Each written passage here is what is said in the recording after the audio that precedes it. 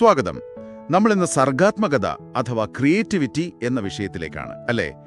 ശരിക്കും ഇതൊരു ഒരു മാന്ത്രിക സിദ്ധിയാണോ, അതോ നമുക്ക് മനസ്സിലാക്കി വളർത്താൻ പറ്റുന്ന ഒന്നാണോ? നിങ്ങൾ തന്ന ഈ പഠന സഹായികളെ വെച്ച് നമുക്കിതിലേക്കൊന്ന് ആഴത്തിലിറങ്ങി നോക്കാം. എന്തൊക്കെയാണ് ഇതിലെ പ്രധാന ആശയങ്ങളൊന്ന് നോക്കാം, അല്ലേ? തീർച്ചയായും. ഈ ഉയർന്ന തലത്തിലുള്ള ചിന്താശേഷികൾ, അതായത് ഹയർ ലെവൽ തിങ്കിങ് എബിലിറ്റീസ്, അതിൽ വളരെ പ്രധാനപ്പെട്ട ഒന്നാണ് ഈ സർഗാത്മകത. ഇത് നമ്മൾ സാധാരണ പറയുന്ന ബുദ്ധിശക്തി, ഇന്റലിജൻസ്, അതിൽ നിന്ന് കുറച്ച് വ്യത്യസ്തമാണ്. അപ്പോ ഈ വ്യത്യാസം എന്താണ്? പിന്നെ നമ്മുടെ ജീവിതത്തിൽ ഇതിന് എത്രത്തോളം പ്രാധാന്യമുണ്ട് എന്നൊക്കെ മനസ്സിലാക്കുന്നത് അത് വളരെ പ്രധാനമാണ്. അപ്പോൾ എന്താണ് ശരിക്കും ഈ സർഗാത്മകത? നിങ്ങളുടെ നോട്ടുകൾ നോക്കിയാൽ ഇത് വെറുതെ ഒരു ഐഡിയ തോന്നുന്നതല്ലേ? അല്ല. പുതുമ വേണം. അതായത് നോവലായിരിക്കണം, ഉപകാരപ്രദം, യൂസ്ഫുൾ ആകണം, പിന്നെ ഒരു ലക്ഷ്യം, ഒരു ഗോൾ ഡയറക്റ്റഡ് ചിന്ത, ഇങ്ങനെയൊക്കെയാണ് പറയുന്നത്. അതെ. മൊണാലിസ പോലെയുള്ള വലിയ ചരിത്രം സൃഷ്ടിക്കുന്ന കാര്യങ്ങൾ, അതിനെ ബിഗ് സി ക്രിയേറ്റിവിറ്റി എന്ന് പറയും, അല്ലേ? ചരിത്രപരമായ സ്വാധീനം. അതുപോലെ നമ്മുടെ ഡെയിലി ലൈഫിലെ ചെറിയ പ്രശ്ന പരിഹാരങ്ങൾ, പുതിയ പാചകക്കുറിപ്പുകൾ, അങ്ങനെയുള്ള ചെറിയ കാര്യങ്ങൾ, അത് ലിറ്റിൽ സി ക്രിയേറ്റിവിറ്റി.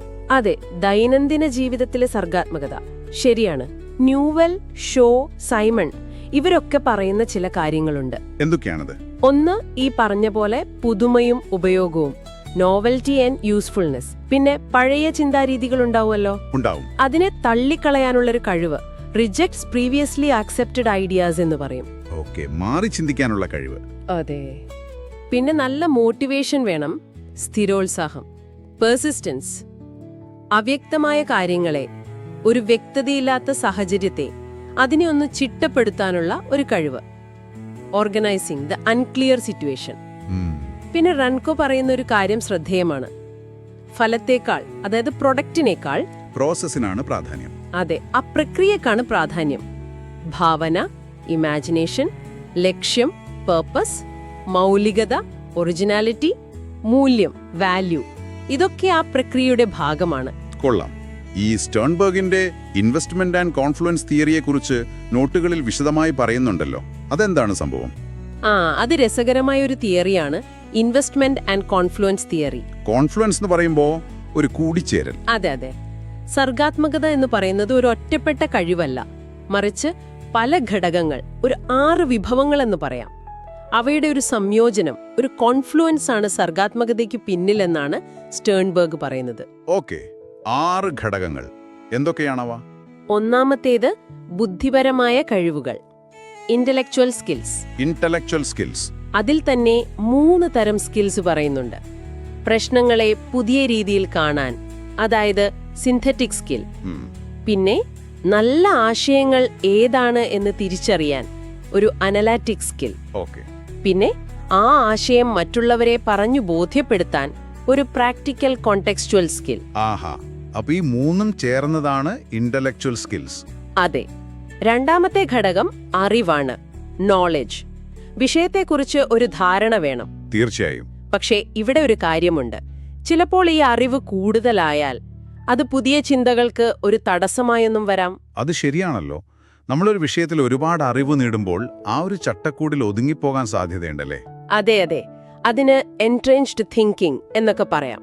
മൂന്നാമത്തേത് ചിന്താശൈലികളാണ്, തിങ്കിങ് സ്റ്റൈൽസ്. പുതിയ രീതിയിൽ ചിന്തിക്കാനും ഒരു ഇഷ്ടം വേണം. കാര്യങ്ങളെ നിയമങ്ങൾക്കനുസരിച്ച് മാത്രം ചെയ്യാതെ സ്വന്തം രീതിയിൽ ചെയ്യാനുള്ള താല്പര്യം, ലെജിസ്ലേറ്റീവ് സ്റ്റൈൽ എന്നൊക്കെ പറയും. നാലാമത്തേത് വ്യക്തിത്വം, പേഴ്സണാലിറ്റി. തടസ്സങ്ങളെ അതിജീവിക്കാനുള്ള കഴിവ്, കുറച്ച് റിസ്ക് എടുക്കാനുള്ള ധൈര്യം, അവ്യക്തതയെ, ആംബിഗ്വിറ്റിയെ സഹിക്കാനുള്ള കഴിവ്, ഇതൊക്കെ വ്യക്തിത്വത്തിന്റെ ഭാഗമാണ്. ശരിയാണ്. അഞ്ചാമത്തേത് പ്രചോദനം, മോട്ടിവേഷൻ. പ്രത്യേകിച്ച് ചെയ്യുന്ന കാര്യത്തോടുള്ള ഒരിഷ്ടം, ഇൻട്രിൻസിക് മോട്ടിവേഷൻ എന്ന് പറയും. പുറത്തു നിന്നുള്ള സമ്മാനത്തിനു വേണ്ടിയല്ലാതെ ആ കാര്യം ചെയ്യുന്നതിലെ സന്തോഷം. അത് വളരെ പ്രധാനമാണ്. അവസാനമായി ആറാമത്തേത് പരിസ്ഥിതി, എൻവയോൺമെന്റ്. സർഗാത്മകതയെ പ്രോത്സാഹിപ്പിക്കുന്ന ഒരു സാഹചര്യം വേണം. ചുറ്റുപാട് അനുകൂലമായിരിക്കണം. അതെ. അപ്പോ ഈ 6 ഘടകങ്ങളും, intellectual skills, knowledge, thinking styles, personality, motivation, environment ഇവയെല്ലാം ഒരുമിച്ച് പ്രവർത്തിക്കുമ്പോഴാണ് ശരിക്കും സർഗാത്മകത ഉണ്ടാവുന്നത്. ഒന്നിന്റെ കുറവ് മറ്റേതിന് ഒരു പരിധിവരെ നികത്താൻ പറ്റിയേക്കാം, പക്ഷേ എല്ലാം ഒരുമിച്ച് ചേരുമ്പോഴാണ് അതിന്റെ പൂർണ്ണമായ ഫലം കിട്ടുന്നത്. അപ്പോ ഈ സർഗാത്മകതയെ നമുക്ക് അളക്കാൻ പറ്റുമോ? അതിനെക്കുറിച്ചും നോട്ടുകളിൽ കണ്ടു. ഗിൽഫർഡ് എന്നൊരാൾ ഡൈവേർജന്റ് തിങ്കിങ്ങിനെ കുറിച്ച് പറയുന്നുണ്ടല്ലോ. ഗിൽഫർഡ് അദ്ദേഹം പറയുന്നത് സർഗാത്മക ചിന്തയുടെ ഒരു പ്രധാന ഭാഗമാണ് ഈ ഡൈവേർജന്റ് തിങ്കിങ് അഥവാ വിഭിന്ന ചിന്ത എന്നാണ്. വിഭിന്ന ചിന്ത എന്ന് വെച്ചാൽ ഒരു ചോദ്യത്തിന് അല്ലെങ്കിൽ ഒരു പ്രശ്നത്തിന് ഒരുപാട് വ്യത്യസ്തമായ ഉത്തരങ്ങൾ കണ്ടെത്താനുള്ള കഴിവ്. ഒരൊറ്റ ശരിയുത്തരത്തിൽ ഒതുങ്ങാതെ പല സാധ്യതകളെക്കുറിച്ച് ചിന്തിക്കുന്നത്. ഓക്കെ. അപ്പോ ടോറൻസിന്റെ ടെസ്റ്റുകൾ ഇത് അളക്കാൻ ഉപയോഗിക്കുന്നുണ്ടല്ലേ? TTCT? അതെ. Torrance test of creative thinking അഥവാ TTCT അത് വളരെ പ്രശസ്തമായ ഒന്നാണ്. ഈ ഡൈവേർജന്റ് തിങ്കിങ്ങിനെ അളക്കാനുള്ള ശ്രമമാണ് അതിൽ നടക്കുന്നത്. എന്തൊക്കെ ഘടകങ്ങളാണ് ആ ടെസ്റ്റ് അളക്കുന്നത്? ടോറൻസ് ആദ്യം പറഞ്ഞത് ഒന്ന് ഫ്ലുവൻസി, അതായത് എത്ര ആശയങ്ങൾ ഉണ്ടാക്കാൻ പറ്റുന്നു എന്നതിന്റെ എണ്ണം. ആശയങ്ങളുടെ എണ്ണം. പിന്നെ ഫ്ലെക്സിബിലിറ്റി, എത്ര വ്യത്യസ്ത തരത്തിലുള്ള ആശയങ്ങൾ ഉണ്ടാക്കാൻ പറ്റുന്നു എന്നത്. ആശയങ്ങളുടെ വൈവിധ്യം. ശരി. പിന്നെ ഒറിജിനാലിറ്റി, എത്രമാത്രം പുതുമയുള്ള മറ്റാരും ചിന്തിക്കാത്ത ആശയങ്ങൾ വരുന്നു എന്നത്. മൗലികത, ഒറിജിനാലിറ്റി. പിന്നെ ഇലാബറേഷൻ, ഒരു ചെറിയ ആശയത്തെ വികസിപ്പിച്ച് വിശദമാക്കാനുള്ള കഴിവ്. വികസിപ്പിക്കാനുള്ള കഴിവ്. പിന്നെ ആബ്സ്ട്രാക്ട്നെസ് ഓഫ് ടൈറ്റിൽസ്, ചിത്രങ്ങൾക്കൊക്കെ പേര് കൊടുക്കാൻ പറയുമ്പോൾ എത്രമാത്രം ആശയപരമായ ആഴമുള്ള ആബ്സ്ട്രാക്റ്റ് ആയ തലക്കെട്ടുകൾ കൊടുക്കുന്നു എന്നത്. അവസാനമായി റെസിസ്റ്റൻസ് ടു പ്രിമച്യൂർ ക്ലോഷർ, ഒരു പ്രശ്നത്തിന് പെട്ടെന്നൊരു ഉത്തരം കണ്ടെത്തി അവിടെ നിർത്താതെ കൂടുതൽ സാധ്യതകൾ ആലോചിച്ച് മനസ്സ് തുറന്നു വെക്കാനുള്ള കഴിവ്. കൊള്ളാം. ഈ ഘടകങ്ങളെല്ലാം ചേർന്നതാണ് ടോറൻസ് ടെസ്റ്റ്. അതെ, പക്ഷെ പിന്നീട് ഫ്ലെക്സിബിലിറ്റി എന്ന ഘടകം ഒഴിവാക്കുകയുണ്ടായി. എന്നാൽ ഈ ടെസ്റ്റുകൾക്കെതിരെ വിമർശനങ്ങളുമുണ്ട്. കാരണം എന്തൊക്കെയാണ് വിമർശനങ്ങൾ? ഒന്ന്, ഇത് ശരിക്കും സർഗാത്മകതയെ മൊത്തത്തിൽ അളക്കുന്നുണ്ടോ അതോ ഡൈവേർജന്റ് തിങ്കിങ്ങിന്റെ ചില വശങ്ങൾ മാത്രമാണോ? പിന്നെ ഉത്തരങ്ങൾ കൊടുക്കുന്ന രീതി, ആ പരീക്ഷാ സാഹചര്യം, അതൊക്കെ ഫലത്തെ സ്വാധീനിക്കാം. മൂല്യനിർണയത്തിൽ വ്യത്യാസങ്ങൾ വരാം. അങ്ങനെയുള്ള കാര്യങ്ങൾ. ശരിയാണ്. സർഗാത്മകത പോലെ സങ്കീർണമായ ഒന്നിനെ പൂർണ്ണമായി അളക്കാൻ ബുദ്ധിമുട്ടായിരിക്കും. അതെ, ഒരു ഏകദേശ ധാരണ കിട്ടുമെന്ന് മാത്രം. ഇനി ഒരാശയം മനസ്സിൽ രൂപപ്പെടുന്നതിന് എന്തെങ്കിലും ഒരു പ്രോസസ്, ഒരു ഘട്ടങ്ങളൊക്കെ ഉണ്ടോ? ഗ്രാഹം വാലസ് നിർദ്ദേശിച്ച 4 ഘട്ടങ്ങൾ നോട്ടിലുണ്ട്. ഉണ്ട്. ഗ്രാഹം വാലസ് 4 ഘട്ടങ്ങൾ പറയുന്നുണ്ട്. ഇത് വളരെ പ്രസിദ്ധമാണ്. ഒന്നാമത്തേത് പ്രിപ്പറേഷൻ, തയ്യാറെടുപ്പ്. അതായത് ഒരു പ്രശ്നത്തെക്കുറിച്ച് പഠിക്കുക, വിവരങ്ങൾ ശേഖരിക്കുക, അതിനെക്കുറിച്ച് ചിന്തിക്കുക, അങ്ങനെയുള്ള കാര്യങ്ങൾ. രണ്ടാമത്തെ സ്റ്റേജാണ് ഇൻക്യുബേഷൻ, അടയിരിക്കൽ എന്നു വേണമെങ്കിൽ പറയാം. ഇൻക്യുബേഷൻ. നമ്മൾ ആ പ്രശ്നത്തെക്കുറിച്ച് ബോധപൂർവം ചിന്തിക്കാതെ മാറി നിൽക്കുന്ന സമയം. പക്ഷെ നമ്മുടെ ഉപബോധ മനസ്സിൽ, സബ് കോൺഷ്യസ് മൈൻഡ്, അതിന്റെ പ്രവർത്തനം നടന്നുകൊണ്ടാവാം. അത് രസകരമാണല്ലോ. അതെ, ഈ സമയത്താണ് പലപ്പോഴും പുതിയ കണക്ഷനുകളൊക്കെ രൂപപ്പെടുന്നത്. മൂന്നാമത്തെ ഘട്ടം ഇലുമിനേഷൻ, പ്രകാശനം. ആ ഒരു യുറീക്ക മൊമെന്റ്, പെട്ടെന്ന് ആ ഉത്തരം അല്ലെങ്കിൽ ആശയം മനസ്സിലേക്ക് വരുന്നത്, ആ ഒരൾവിളി കിട്ടുന്ന നിമിഷം. കിട്ടിപ്പോയെന്ന തോന്നൽ. അതെ. നാലാമത്തെ സ്റ്റേജ് വെരിഫിക്കേഷൻ, സ്ഥിരീകരണം. കിട്ടിയ ആശയം ശരിയാണോ, പ്രായോഗികമാണോ എന്നൊക്കെ പരിശോധിച്ച് ഉറപ്പുവരുത്തുന്ന ഘട്ടം. അതിനെ മെച്ചപ്പെടുത്തുന്നത്, നടപ്പിലാക്കുന്നതൊക്കെ ഇതിൽ വരും. അപ്പോ പ്രിപ്പറേഷൻ, ഇൻക്യുബേഷൻ, ഇലുമിനേഷൻ, വെരിഫിക്കേഷൻ. അതെ. പക്ഷെ ഒരു കാര്യം ഓർക്കണം, ഈ ഘട്ടങ്ങൾ എപ്പോഴും ഇതേ ക്രമത്തിൽ തന്നെ വരണമെന്നില്ല. ചിലപ്പോഴിത് അങ്ങോട്ടും ഇങ്ങോട്ടും മാറാം. ചില ഘട്ടങ്ങൾ ആവർത്തിക്കാം. അതൊരു രേഖീയമായ പ്രക്രിയയല്ല. മനസ്സിലായി. ഈ ഇൻക്യുബേഷൻ സ്റ്റേജ് അത് നമ്മൾ അനുഭവിക്കാറുണ്ടല്ലോ. ഒരു പ്രശ്നത്തിൽ കുടുങ്ങി നിൽക്കുമ്പോൾ ഒന്ന് മാറി നടന്നാൽ ചിലപ്പോൾ ഉത്തരം കിട്ടും. കൃത്യമായി. മനസ്സിനെ ഒന്ന് റിലാക്സ് ചെയ്യാൻ വിടുമ്പോൾ ഉപബോധ മനസ്സ് അതിന്റെ പണിയെടുത്തോളും. ഇനിയിപ്പോ അടുത്ത പ്രധാന ചോദ്യം, ബുദ്ധിയും ഇന്റലിജൻസും സർഗാത്മകതയും തമ്മിലുള്ള ബന്ധം എന്താണ്? ഇതിനെക്കുറിച്ച് പഠനങ്ങൾ പറയുന്നത്. ഉയർന്ന IQ ഉള്ളവരെല്ലാം നല്ല ക്രിയേറ്റീവ് ആയിരിക്കുമോ? ഒരുപാട് ചർച്ച ചെയ്യപ്പെട്ടിട്ടുള്ള വിഷയമാണ്. നിങ്ങളുടെ നോട്ടിൽ തന്നെ ടേമൻ നടത്തിയ ഒരു പഠനത്തെക്കുറിച്ച് പറയുന്നുണ്ടല്ലേ? ഉണ്ട്. ഉയർന്ന IQ ഉള്ള കുട്ടികളെ ദീർഘകാലം നിരീക്ഷിച്ച പഠനം. ആ പഠനത്തിൽ കണ്ടത് ഉയർന്ന ഐക്യു ഉള്ളവർ മുതിർന്നപ്പോൾ അവരവരുടെ മേഖലകളിൽ വിജയിച്ചെങ്കിലും ലോകമറിയുന്ന വലിയ സർഗാത്മക പ്രതിഭകളൊന്നും അവരിൽ നിന്ന് അധികം ഉണ്ടായില്ല എന്നാണ്. ഓ, അപ്പോ ഉയർന്ന ഐക്യു മാത്രം പോരാ. പോരാ. മിക്ക പഠനങ്ങളും കാണിക്കുന്നത് സാധാരണഗതിയിൽ ബുദ്ധിയും സർഗാത്മകതയും തമ്മിലൊരു ദുർബലമായ ബന്ധമേ ഉള്ളൂ എന്നാണ്. ഒരു വീക്ക് റിലേഷൻഷിപ്പ്. അതെ. ഗിൽഫോർഡ് മുന്നോട്ട് വെച്ച ഒരു സിദ്ധാന്തമുണ്ട്, ത്രെഷ്ഹോൾഡ് ഹൈപ്പോതെസിസ്. അതനുസരിച്ച് സർഗാത്മകതയ്ക്ക് ഒരു മിനിമം ലെവൽ ഐക്യു ആവശ്യമായിരിക്കാം. ഒരു പരിധിവരെ, ഒരു ത്രെഷ്ഹോൾഡ്. ഉദാഹരണത്തിന് ഒരു 120 ഐക്യു. ഓക്കെ, ഒരു അടിസ്ഥാന ബുദ്ധി വേണം. പക്ഷെ ആ ത്രെഷ്ഹോൾഡ് കഴിഞ്ഞാൽ അതിനപ്പുറം ഐക്യു കൂടുന്നതനുസരിച്ച് ക്രിയേറ്റിവിറ്റി കൂടിക്കൊള്ളണമെന്നില്ല. ആഹാ, മനസ്സിലായി. അവിടെ പിന്നെ നേരത്തെ നമ്മൾ പറഞ്ഞ മറ്റ് ഘടകങ്ങൾ, വ്യക്തിത്വം, പ്രചോദനം, ചിന്താശൈലി, അറിവ്, പരിസ്ഥിതി, അതൊക്കെയാണ് കൂടുതൽ പ്രസക്തമാകുന്നത്. എന്നാൽ ഹെയ്സിന്റെ സർട്ടിഫിക്കേഷൻ ഹൈപ്പോതെസിസ് എന്നൊന്ന് പറയുന്നുണ്ടല്ലോ. കുറഞ്ഞ ഐക്യു ഉള്ളവരുടെ സർഗാത്മകത പുറത്തുവരാത്തതിന് കാരണം അവർക്ക് അവസരം കിട്ടാത്തതുകൊണ്ടാവാം എന്ന്. അതും ഒരു സാധ്യതയാണ്. അതായത് ചിലപ്പോൾ ഉയർന്ന വിദ്യാഭ്യാസമോ അംഗീകാരമോ ആവശ്യമുള്ള മേഖലകളിലെത്താൻ കുറഞ്ഞ ഐക്യു ഒരു തടസ്സമായേക്കാം. അപ്പോൾ അവരുടെ ക്രിയേറ്റിവിറ്റി പ്രകടിപ്പിക്കാൻ അവസരം കിട്ടാതെ പോകുന്നു. അതുകൊണ്ട് ഐക്യു കുറവായതുകൊണ്ട് ക്രിയേറ്റിവിറ്റി ഇല്ല എന്ന് പറയാൻ പറ്റില്ല. ശരിയാണ്, അവസരങ്ങൾക്കും വലിയ പങ്കുണ്ട്. അതെ. അപ്പോൾ ചുരുക്കത്തിൽ ബുദ്ധി ആവശ്യമാണ്, പക്ഷേ ഒരു പരിധി കഴിഞ്ഞാൽ ബുദ്ധി മാത്രം പോരാ സർഗാത്മകതയ്ക്ക്.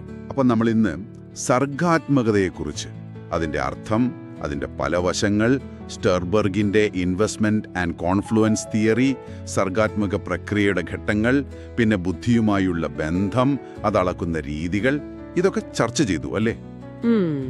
അപ്പോ ഇതിൽ നിന്നെല്ലാം എന്താണ് നമുക്ക് മനസ്സിലാക്കാൻ പറ്റുന്നത്? ഇതൊരു ഒറ്റപ്പെട്ട കഴിവല്ല, മറിച്ച് പല ഘടകങ്ങൾ ചേർന്ന് വളർത്തിയെടുക്കാൻ സാധ്യതയുള്ള ഒന്നാണ്. അതെ. അത് അളക്കാൻ ശ്രമങ്ങൾ നടക്കുന്നുണ്ടെങ്കിലും അതിന് അതിൻ്റെതായ പരിമിതികളുണ്ട്. ബുദ്ധിയുമായ ഒരു ചെറിയ ബന്ധമുണ്ടെങ്കിലും അത് മാത്രം പോരാ.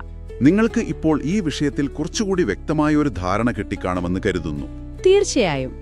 ഈ ചർച്ച അവസാനിപ്പിക്കുമ്പോൾ ഒരു ചിന്ത പങ്കുവച്ചോട്ടെ. പറയൂ.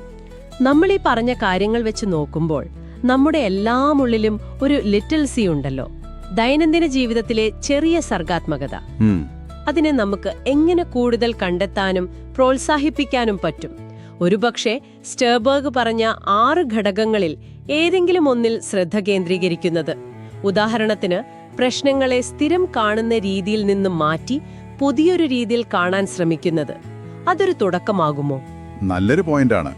ചെറിയ മാറ്റങ്ങൾ മതിയാവും അല്ലേ ആ സർഗാത്മക ചിന്തയെ ഉണർത്താൻ? അതെ.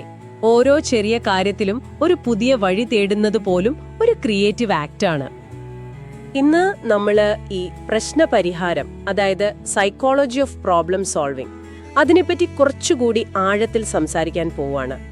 ഒരു ലക്ഷ്യത്തിലെത്താൻ നോക്കുമ്പോൾ മുന്നിൽ വരുന്ന തടസ്സങ്ങളില്ലേ, അതിനെ നമ്മൾ എങ്ങനെയാണ് മറികടക്കുന്നത്? നമ്മുടെ ചിന്തകൾ എങ്ങനെ അവിടെ പ്രവർത്തിക്കുന്നത്?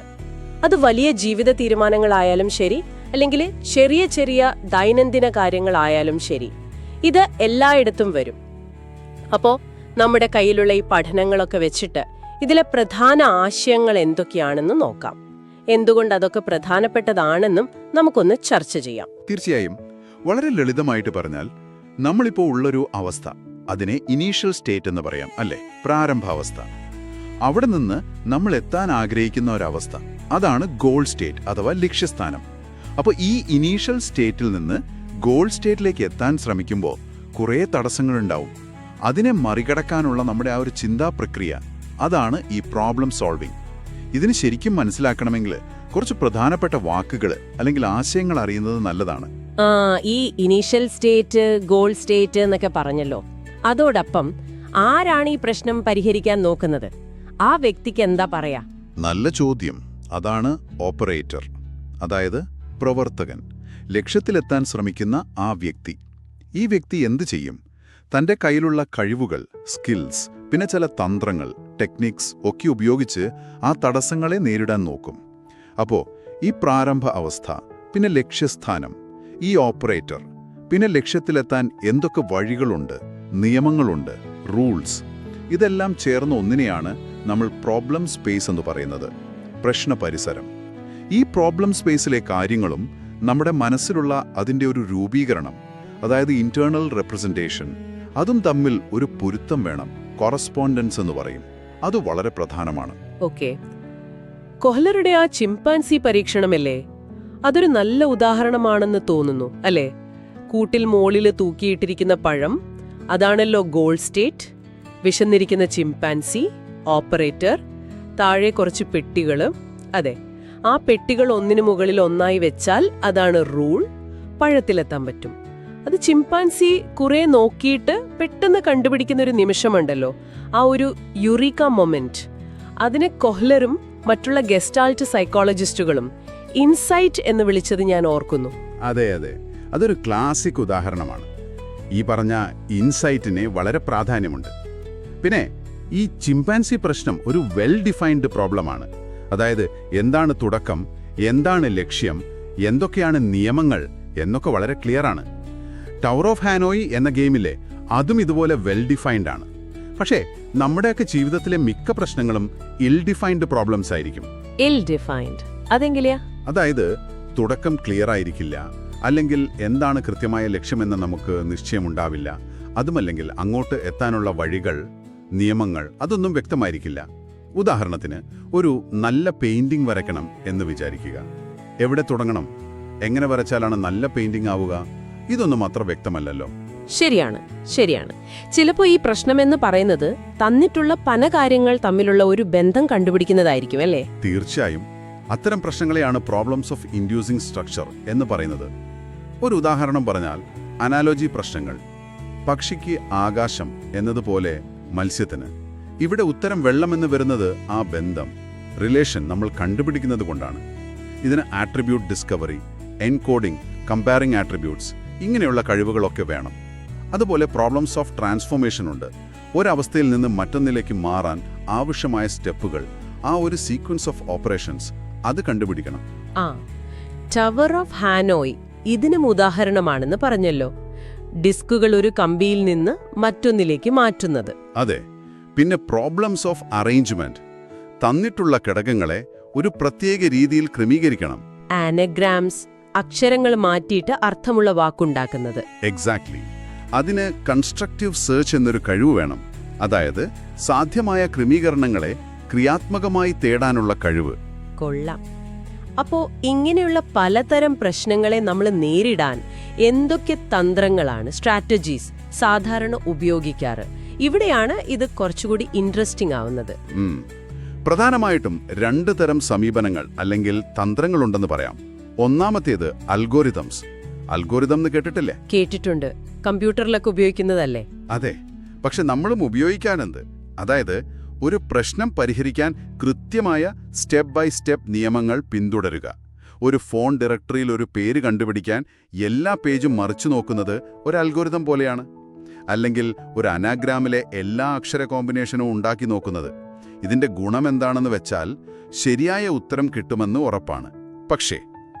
പക്ഷേ ഒരുപാട് സമയമെടുക്കുമല്ലേ?